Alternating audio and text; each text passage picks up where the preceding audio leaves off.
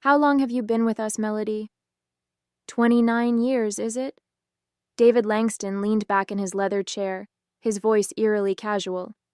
That's quite the accomplishment. 29 years and 362 days, to be exact, I replied, my stomach nodding as I noticed the manila folder on his desk. In all my years at Grantwell Manufacturing, I'd never been called into a director's office on a Friday afternoon. Something was wrong. I'm Melody Reynolds, 61 years old, and until 5 minutes ago, I was the senior compliance officer at one of St. Paul's largest manufacturing companies. I've spent nearly 3 decades ensuring that Grantwell operated within legal parameters, documenting irregularities, and standing firm when others wanted easy solutions to complex problems. My pension was set to fully vest on Monday, just 3 days away. The milestone I'd worked my entire adult life for was within reach. David slid the folder across his polished desk. Due to budget constraints, we're letting you go. His eyes never met mine. Effective immediately. The room seemed to tilt slightly. Budget constraints? Grantwell had just announced record profits last quarter.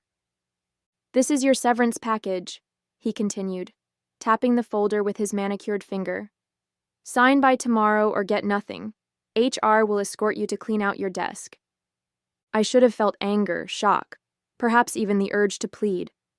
Instead, a strange calm washed over me. This wasn't random. This was calculated, precisely timed to fall before my pension vested.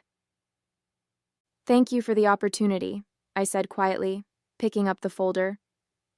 I didn't open it. David looked surprised by my composure, perhaps expecting tears or protests. But I'd spent my career examining patterns, and this one was clear as day. I stood, smoothed my skirt, and walked out with my dignity intact. Janet from HR hovered awkwardly as I packed my personal items, the photo of my late husband Thomas, the potted plant my daughter had given me when she left for college 15 years ago, and the plaque I'd received for 25 years of service. I didn't take much. Most of what mattered couldn't fit in a cardboard box. I'm so sorry, Melody, Janet whispered, glancing nervously toward the security guard waiting to escort me out. This isn't right. It is what it is, I replied, but inside I knew better. This wasn't just wrong, it was potentially illegal. For the past 4 years, I'd been meticulously documenting financial irregularities that had accelerated since David joined the company. I'd sent detailed memos up the chain, flagged suspicious patterns, and even presented evidence of backdated reports. All of it had been dismissed, buried, or returned with instructions to focus on more pressing matters. As I walked through the lobby one last time, the security guard awkwardly held the door. Have a good weekend, Mrs. Reynolds, he said, clearly uncomfortable with his role in this charade. I nodded politely. I believe I will. The drive home felt surreal. 29 years of dedication ended with a manila folder and a cardboard box. The April rain tapped against my windshield as I navigated the familiar streets of St. Paul, Minnesota, past the cathedral where Thomas and I had married, beyond the school where our daughter had graduated, toward the modest home I'd maintained on my own since becoming a widow 12 years ago. I thought about the sacrifices I'd made for Grantwell, the missed recitals during those early years when I worked late to earn my promotions, the family vacations cut short when compliance emergencies arose, the countless evenings spent reviewing documentation that nobody else had the patience to examine. I'd given the company my prime years, believing in the security that my pension would eventually provide. When I pulled into my driveway, I sat quietly for a moment, allowing myself to feel the weight of what had happened. David Langston had been with the company just 6 months. He'd arrived with a reputation for streamlining operations, which typically meant cutting costs at any price.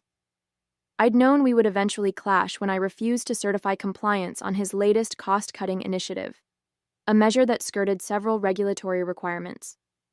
What I hadn't anticipated was how quickly and ruthlessly he would move to eliminate me. Inside, I made myself tea and sat at my kitchen table, finally opening the severance package. The terms were insulting: 3 months' salary in exchange for waiving all rights to future claims against the company. No pension, no healthcare continuation, no acknowledgement of nearly 3 decades of service. Just a check and a legal trap designed to silence me. The document required my signature by 5 p.m. tomorrow. They were counting on fear and desperation to make me sign quickly, without consulting anyone. This wasn't standard practice. It was a targeted effort to rob me of what I'd earned. I set the papers aside and walked to my home office, where I kept my personal records. Behind a row of family photo albums sat a fireproof lockbox, my insurance policy.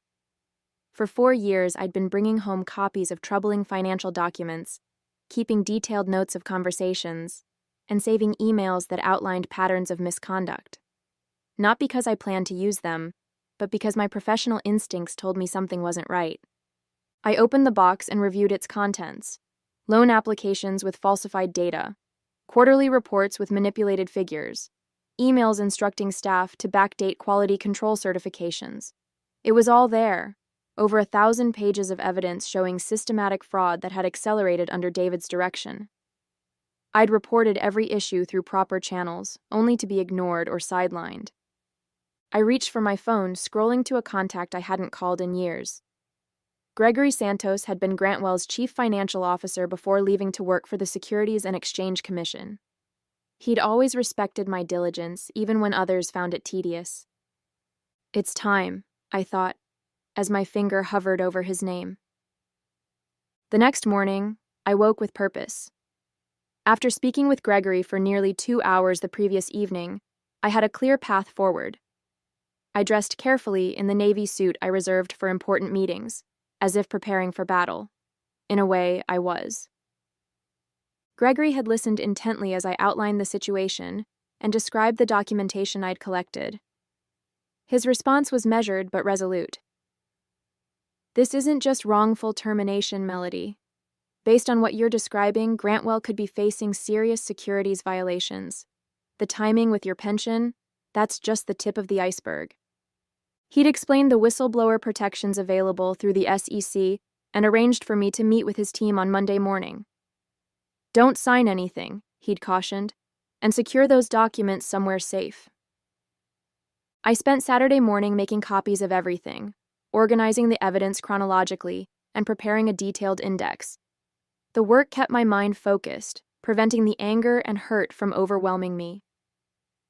By noon, I had 3 identical packages ready, one for the SEC, one for my personal records, and one that would serve as leverage if needed. My phone rang several times throughout the day. Janet from HR, David Langston, even the company's general counsel. I let each call go to voicemail, listening to their increasingly urgent messages. Melody, we need that paperwork signed today. David's voice was tense. I can come by and pick it up if that helps. The legal counsel was more direct. Ms. Reynolds, it's imperative we receive your signed agreement before close of business. Failure to comply could jeopardize your severance package entirely. Their desperation confirmed what I already suspected. They knew they were vulnerable and wanted my silence secured before the weekend ended. At 4:30 p.m., my doorbell rang. Through the peephole, I could see David standing on my porch, his expensive suit looking out of place in my modest neighborhood. I didn't answer. Melody, I know you're in there, he called through the door. This is ridiculous. Just sign the papers and we can all move on. I watched silently as he eventually placed an envelope in my mailbox and returned to his luxury sedan. Only then did I retrieve it, another copy of the same agreement, with a handwritten note. Final opportunity. Sign by 9 a.m. Monday. That evening, my daughter called for our weekly chat. Elizabeth was concerned by the strange tone in my voice. Mom, what's going on? You sound different. I considered downplaying the situation but decided against it. Elizabeth deserved the truth. I was terminated yesterday, I said simply. What? But you're just days away from your full pension. They can't do that. They did, I replied. But don't worry, I'm handling it. Do you need me to come home? I can be on a flight from Denver tomorrow. No, sweetheart, stay put. I've got this covered.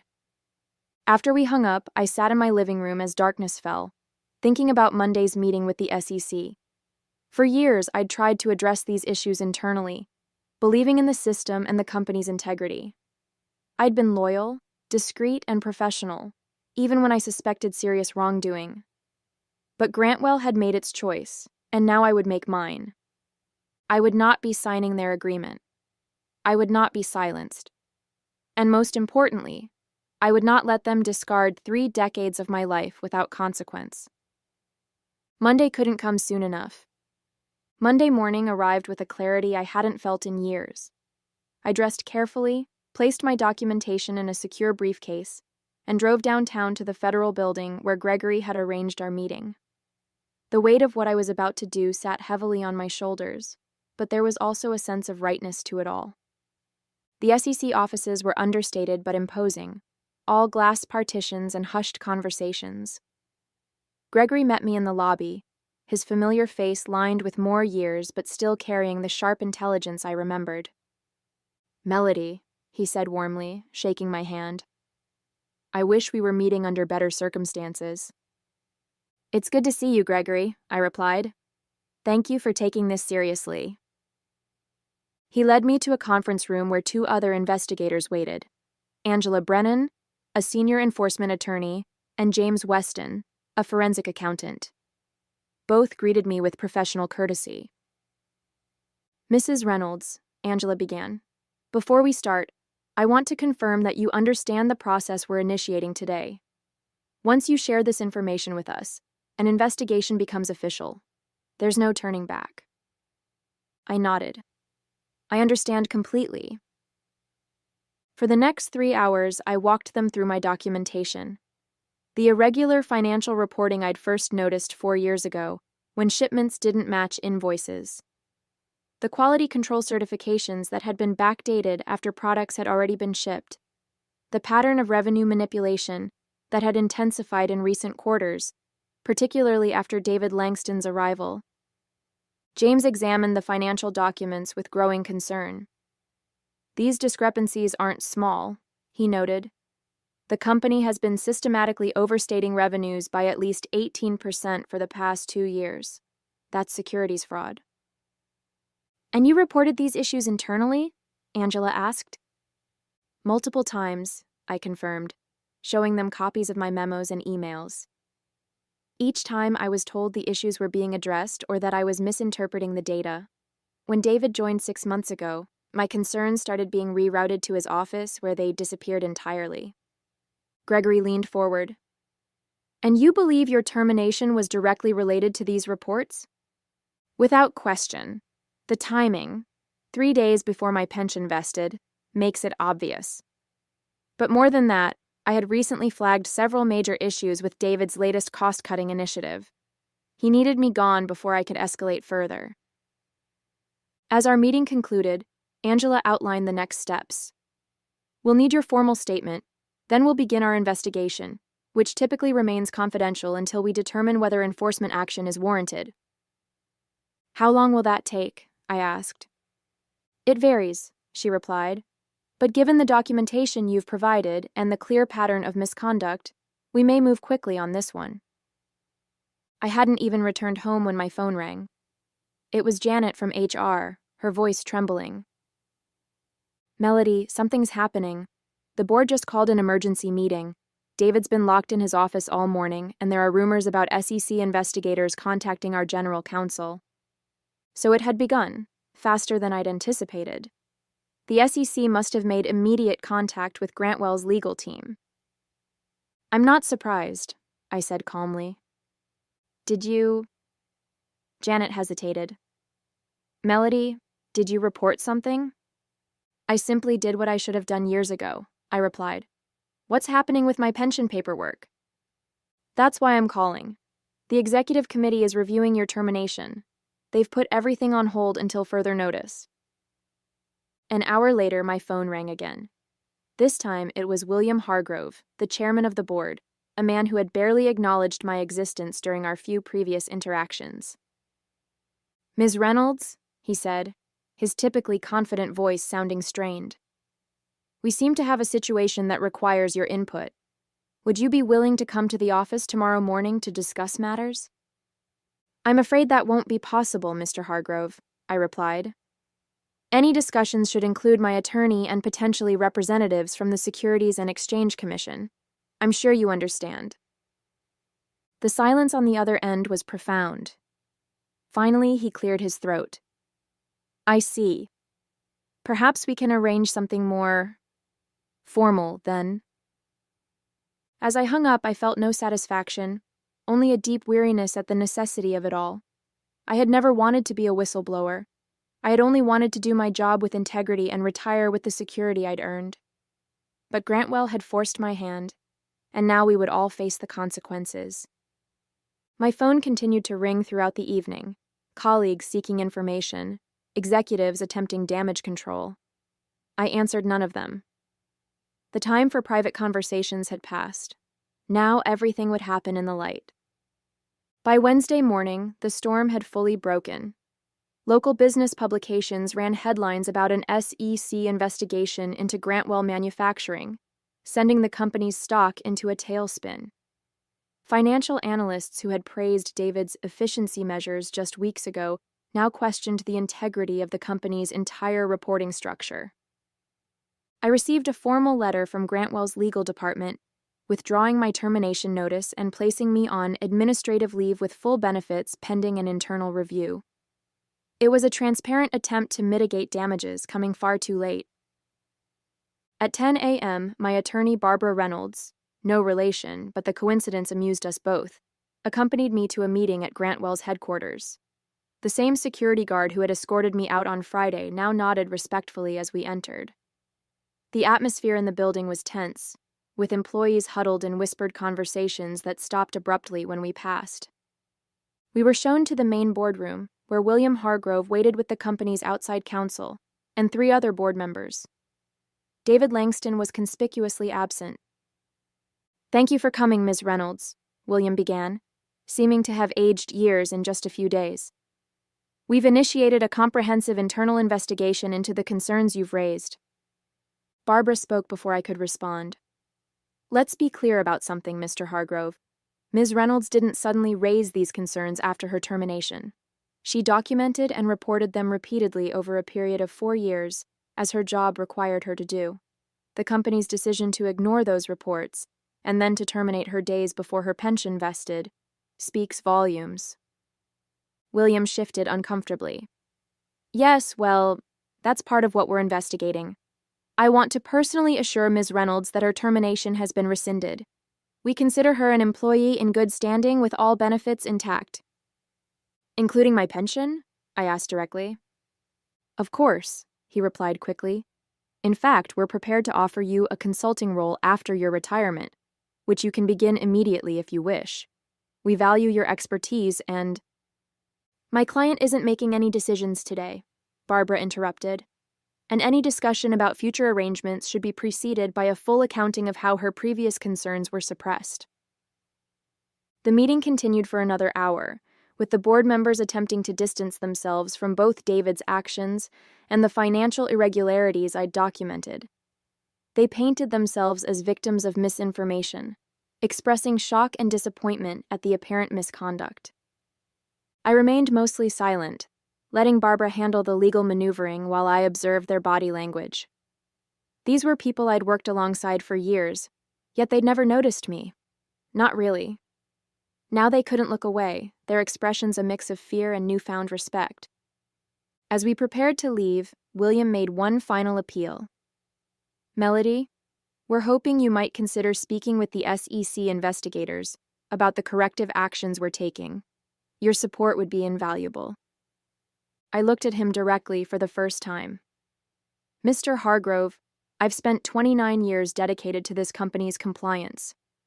During that time, I filed 47 major reports documenting serious irregularities. I sent 16 memos specifically addressing the issues now under investigation. I requested 9 meetings with executive leadership to discuss these concerns, of which only 2 were granted, and neither resulted in action. At what point in that history did I have your support?" The room fell silent. I'll cooperate fully with both the internal investigation and the SEC, I continued. But I'll be speaking only to the facts, as I always have. Whether those facts support or damage Grantwell will depend entirely on what you do next, not what you say in this room. As Barbara and I walked out, she whispered, "That was perfectly stated." It wasn't until we reached the parking lot that I allowed myself a deep breath. The adrenaline that had carried me through the confrontation began to fade, leaving me drained but clear-headed. This wasn't victory, not yet. It was merely the beginning of accountability. "What happens now?" I asked Barbara as we stood beside our cars. "Now?" She smiled slightly. "Now they scramble to save what they can while the investigation continues. But make no mistake, Melody, they're terrified of you." I shook my head. "They're not terrified of me, they're terrified of the truth. There's a difference." Barbara nodded thoughtfully. "There is indeed. And that difference is why you'll win this, regardless of how it plays out." As I drove home, I wondered what Thomas would have thought of all this. My late husband had always encouraged my meticulous nature, even when others found it frustrating. "Your attention to detail isn't a quirk, Melody," he'd say. "It's a superpower." Perhaps he'd been right all along. By Friday, exactly 1 week after my termination, the story had evolved into a full-blown corporate scandal. The SEC had issued formal requests for information from Grantwell, and an internal memo from William Hargrove announced David Langston's immediate suspension pending investigation. The company's stock had dropped nearly 30%, triggering concerns from major investors and partners. I was no longer just Melody Reynolds' overlooked compliance officer. Business journals now referred to me as a whistleblower and the woman who exposed Grantwell. The sudden attention was uncomfortable, but I remained focused on the process, working closely with the SEC investigators who now had offices set up in a separate building near Grantwell's headquarters. The evidence I'd provided had opened many doors, but the investigation was revealing even more troubling patterns. Gregory called to update me on their progress. "Melody, it's worse than we thought," he said, his voice grave. "The financial manipulation goes back at least 5 years, predating Langston. He accelerated it, but he didn't start it." "I suspected as much," I replied. "There were irregularities I couldn't fully document because I couldn't access certain executive-level reports." "Well, we can access them now," Gregory continued. "And they tell a story of systematic fraud designed to inflate the company's value.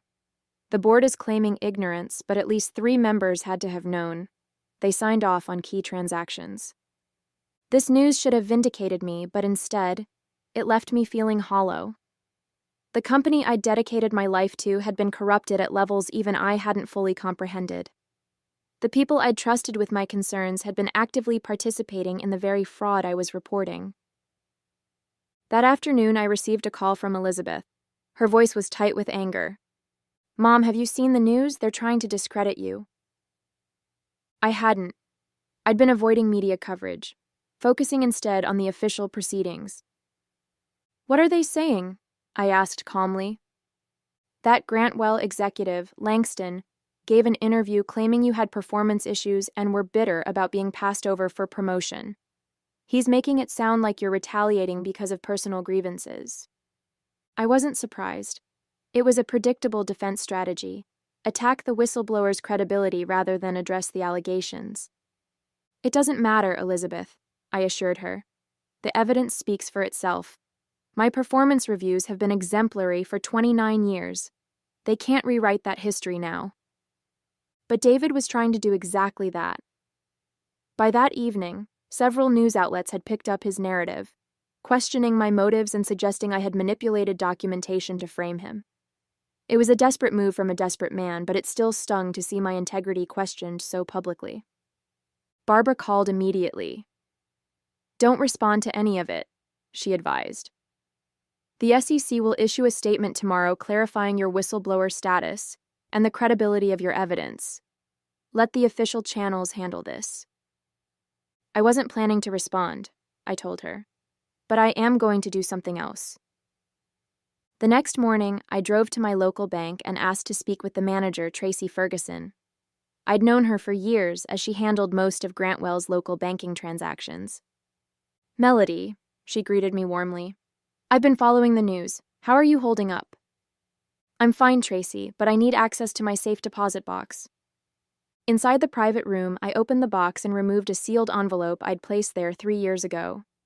It contained copies of email exchanges between David's predecessor and 2 board members, discussing ways to manage financial appearances during a critical acquisition period. I had found these accidentally while archiving old emails, and something had told me to secure them separately from my other documentation. I hadn't included these in my initial SEC report because they weren't directly related to the current issues. But now, with David attempting to undermine my credibility, they provided crucial context showing that the problematic practices predated my concerns about him specifically. I called Gregory immediately. "I have something you need to see," I told him. "It changes the narrative completely." As I drove to meet him, I felt no satisfaction, only certainty that the full truth would now emerge, regardless of who it implicated. The emergency board meeting was called for Monday morning, 10 days after my termination and 7 days after the SEC investigation became public. I wasn't invited, but I didn't need to be there to know what was happening.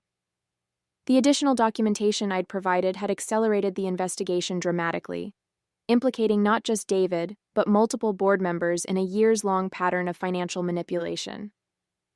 Gregory called me from outside the meeting room. "It's chaos in there," he reported. "The SEC enforcement team just presented their preliminary findings. 3 board members have resigned on the spot. David is trying to claim he was following established practices, but no one's buying it anymore." By noon, Grantwell issued a press release announcing a leadership restructuring and full cooperation with regulatory authorities. The carefully worded statement confirmed the resignation of 4 board members, including William Hargrove, and the termination of David Langston for cause. The company's stock, already battered, dropped another 12%. That afternoon, my phone rang. It was Janet from HR again. "Melody, the interim CEO wants to meet with you. Tomorrow, if possible." The interim CEO was Patricia Donovan, the former chief operating officer who had always treated me with professional respect, if not warmth. I agreed to the meeting but insisted it take place at my attorney's office.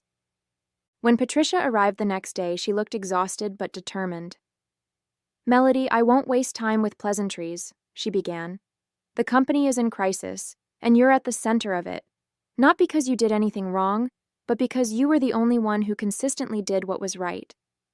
She slid a folder across the table, eerily similar to the termination paperwork David had presented just 11 days earlier.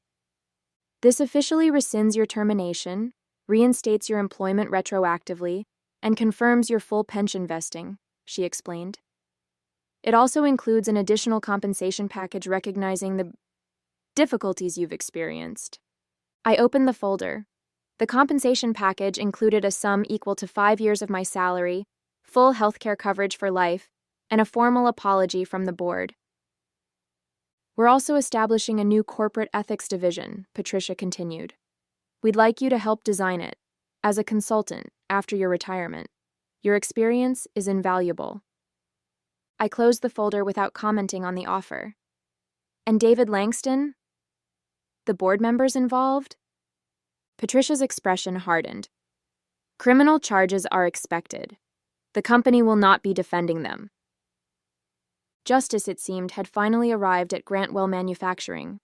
6 months later, I sat in a federal courtroom, watching as David Langston and 2 former board members entered guilty pleas to securities fraud charges. The man who had so casually ended my career now looked diminished in his dark suit, his arrogance replaced by defeat. Our eyes met briefly as he turned to leave, and I saw recognition there, not of me specifically, but of what I represented. The consequences of his actions personified. The Grantwell scandal had become a case study in corporate governance failures and the crucial role of internal compliance. I had declined the consulting position with the reorganized company, choosing instead to work with regulatory agencies to develop better whistleblower protocols. My story had inspired other compliance officers to come forward with their own documentation of corporate wrongdoing, creating a ripple effect across industries. The SEC had awarded me a substantial whistleblower payment, 15% of the penalties assessed against Grantwell. Combined with my pension and the settlement, I had more financial security than I'd ever imagined possible. I'd established a scholarship fund for women pursuing careers in corporate ethics and compliance, naming it after Thomas. Elizabeth had relocated to St. Paul to be closer to me, bringing my 2 grandchildren with her. We spent weekends together at my new lakeside home, building memories I'd missed while working all those long hours. One evening, as we sat watching the sunset over the water, Elizabeth asked a question that caught me off guard. "Mom, do you regret staying at Grantwell all those years, given how it ended?" I considered this carefully. "No," I finally answered. "I regret that it was necessary to expose them, but I don't regret my work there. Integrity isn't just about being honest when it's easy. It's about maintaining your principles even when, especially when, it costs you something." Elizabeth nodded thoughtfully. "You taught me that, you know. Not with words, but by example." That, I realized, was perhaps the most meaningful outcome of all. Not the vindication, not the financial security, but the knowledge that my choices had shown my daughter what it meant to stand firm in your values, regardless of the consequences. As for Grantwell Manufacturing, the company had survived, though greatly diminished. The new leadership had implemented stringent compliance protocols and transparent reporting practices. They still sent me their annual reports, perhaps as a reminder, perhaps as an apology. I read them carefully, noting the improved practices with professional satisfaction. Some might see my story as one of revenge, but I've never viewed it that way. I simply did what I had always done, documented the facts, reported the truth, and stood by my findings. The difference is that this time, finally, others were forced to listen.